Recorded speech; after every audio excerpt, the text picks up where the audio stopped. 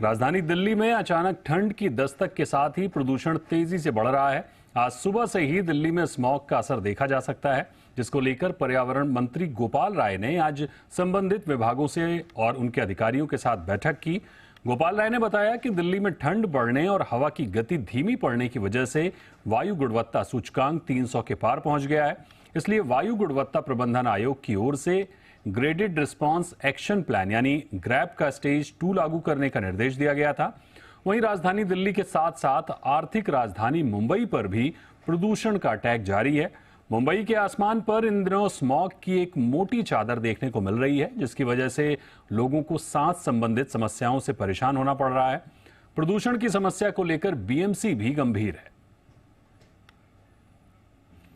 और इस खबर पर राजधानी दिल्ली से हमारे साथ जुड़ रहे हैं हमारे सहयोगी अमरीश पांडे और मुंबई से जुड़ रही हैं एकता सूरी।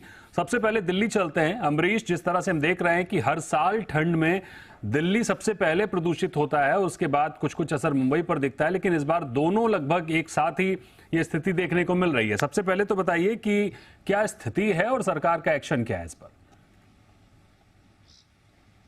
देखिए, दिल्ली में अगर देखें तो पिछले 2 दिनों में लगातार ठंड का जो दबाव है वो बढ़ रहा है, यानी कि मौसम धीरे धीरे ठंडा होता जा रहा है और जैसे जैसे मौसम ठंडा हो रहा है वैसे वैसे जो एक्यूआई लेवल है वो प्रभावित हो रहा है। अगर हम 2 दिन पहले की बात करें तो मौसम काफ़ी साफ सुथरा था, जो विजिबिलिटी थी वो काफ़ी ज़्यादा थी, लेकिन आज सुबह से देखें तो विजिबिलिटी बहुत ज़्यादा घट गई और एक्यूआई लेवल भी 300 से ऊपर जा चुका है। और कई ऐसे स्पॉट्स हैं जो कि नए स्पॉट्स की तरह जनरेट हुए हैं। एक्यूआई लेवल को देखें तो सरकार की जो एनालिसिस है आज की बैठक के बाद से उसका कहना है कि 13 स्पॉट्स है दिल्ली में जो कि परमानेंट थे, जहां पे कि एक्यूआई लेवल ज्यादा होता था बनिस्बत बाकी हिस्सों के।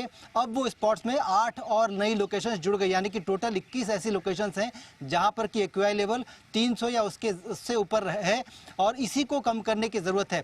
आज जो बैठक हुई थी उसमें लगभग 28 विभाग सरकार के शामिल थे और 28 विभागों की समीक्षा के दौरान ये बातें सामने निकल कर आई कि सरकार जो ग्रैप 2 है उसके साथ आगे बढ़ रही है, लेकिन स्थिति जो है लगातार इस पे नजर बनाए हुए अगर जरूरत पड़ती है तो जो आगे के लेवल्स हैं उनको लगाया जाएगा।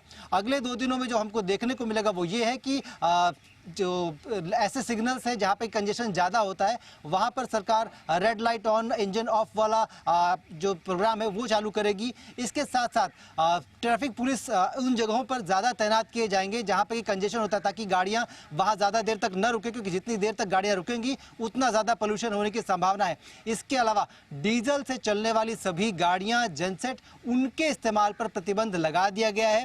कंस्ट्रक्शन एक्टिविटीज पर कई तरह के प्रतिबंध लगाए गए हैं। बिना वाटर स्प्रिंकलर के कंस्ट्रक्शन नहीं होगा। इसके साथ साथ जो रोड्स हैं यानी कि खुली जगहों पर वाटर स्प्रिंकलिंग, पानी का छिड़काव जो है कल सुबह से चालू हो जाएगा। तो कुल मिलाकर सरकार इस बात को लेकर लगातार नजर बनाए हुए और चाक चौबंद है। सरकार की कोशिश ये है कि जितना ज्यादा सरकारी कोशिश हो रही है लोगों में जागरूकता ही उतनी भी की जाए। उसके लिए सरकार ने कहा है कि आने वाले दिनों में इसके लिए जागरूकता अभियान चलाया जाएगा।